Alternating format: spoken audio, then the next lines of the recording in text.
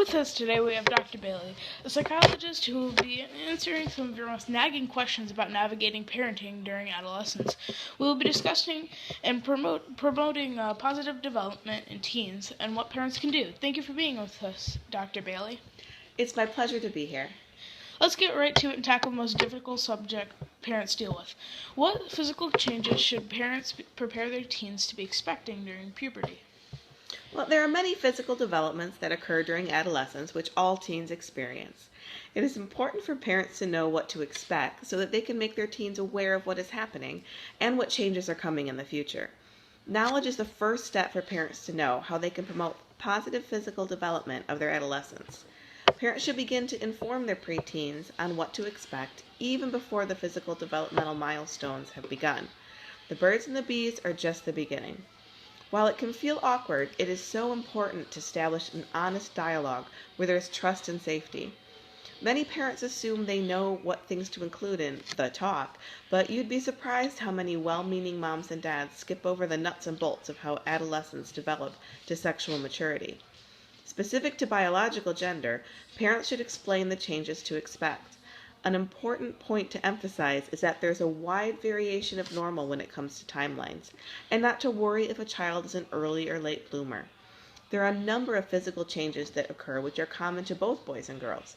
These include things like oily skin and hair, increased body odor, acne, and body hair. You know, all the fun stuff that everyone remembers.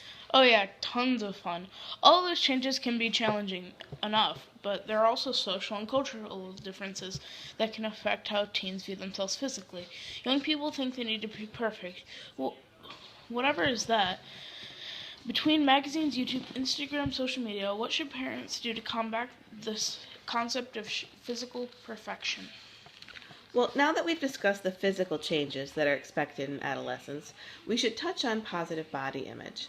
There are various ways that parents can help their adolescent children navigate through these new physical changes. As I said previously, one of the most important things parents can emphasize is that there is a wide range of normal. It can be difficult for some kids to see their friends developing faster. Conversely, it can also be difficult for kids that are early bloomers. They can feel awkward, not part of the group. It is important for parents to assure their kids that this is normal and that their friends will be entering puberty soon too.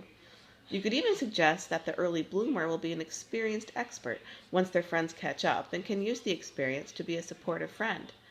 Parents need to reassure them that each person is different and growth does not occur at the same time for all people. Kids might feel ashamed of the changes in their bodies and feel self-conscious. Having a loving, supporting relationship isn't a magic fix, but it does help them get through this transition. Negative social and cultural influences can be the hardest to combat because parents don't have control over them. Magazines, Hollywood images, and social media contribute to how teens view themselves. Constant comparison can erode self-esteem and how they feel about their bodies and how they look. In everyday life, parents should emphasize health and not appearance. You want to eat better to be nourished and have more energy, not to look a certain way. Another way to combat this problem is to emphasize and support the good things about your child that are not appearance related. For instance, instead of saying to your child, "How's my beautiful girl today?" you could say, "How is my basketball champ doing today?" Or "helpful girl," or "math star," or "kind girl." You get the idea. And I also want to be clear that boys are just as vulnerable to acquiring a negative body image and should not be left out of the conversation. I think we all know that teenagers are generally very social. That's why a lot of parents need limited phone plans. But what important parts of psychosocial development should parents be aware of? It is important for parents to understand the aspects of psychosocial development in teens so that they can know how to help them undergo positive development. The psychosocial development that occurs during this period are a discovery of identity, autonomy, and orientation towards the future. Adolescents start looking for their own identity during this time of life, outside of their parents' influence and family of origin. Teens are working to discover who they are and who they want to be as an individual. The autonomy that adolescents show is manifested through their struggle to be economically and emotionally independent from parents. This desire for autonomy also drives adolescents to be more associated with peers and not the family members that have previously been their main social world. This can be a hard transition for parents, as teens pull away from parents in their desire to seek independence. Even though it can be emotionally difficult for parents, rest assured that it is normal and it is good. This is what you've been working for. In the end, you haven't been raising children. You've actually been raising adults. And this period of pulling away is one of the last steps in achieving the goal you've always wanted: a child who has grown into a healthy, independent adult. So what's going on in a teenage brain? I think many parents have wondered that. I'm sure they have. I've certainly wondered with my own kids. The brain is actually still immature. It doesn't fully develop until the early 20s, but it is going through the last stages of maturity, both physically and cognitively. There are 3 main stages of cognitive development that adolescents achieve. First, they gain the ability to think with more reason and analyze concepts logically. Second, they develop the ability to think abstractly. This allows them to learn advanced mathematics, develop emotional intelligence, and explore spirituality. In the third stage, adolescents gain the ability to think globally and holistically. They move from self-focus to understanding the interconnectedness of humanity and concepts such as justice. So once we're done crying about our babies growing up, how can us parents support the stage of psychological or psychosocial development?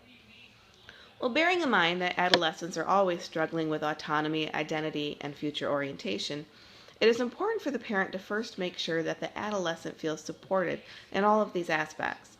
Unconditional love is a great foundation for adolescents so that they can enhance their self-esteem and self-worth. It seems so simple, but it is so important. No parent is perfect. You're going to make mistakes. But kids know when they are loved no matter what. It offers a sense of security that is priceless and lets them have the freedom to make mistakes. Because they're teenagers, they will make mistakes. Unconditional love doesn't mean teens get to do whatever they want just because you'll still love them. As they are navigating through adolescence, they need the guidance of rules, limits, and consequences to keep them on course until they are mature enough to make all of their own decisions. This means that the parents should set limits that gradually decrease so that they can start being responsible for their own actions. There are a myriad of parenting advice out there, whether it's books, podcasts, interviews, pediatricians, or faith communities. These are experts everywhere you turn, but they don't always agree.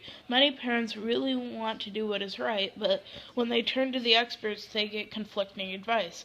One day it seems the researcher said it is good to ignore teens when sulking. The next day, the research shows that teens who sulk need more attention.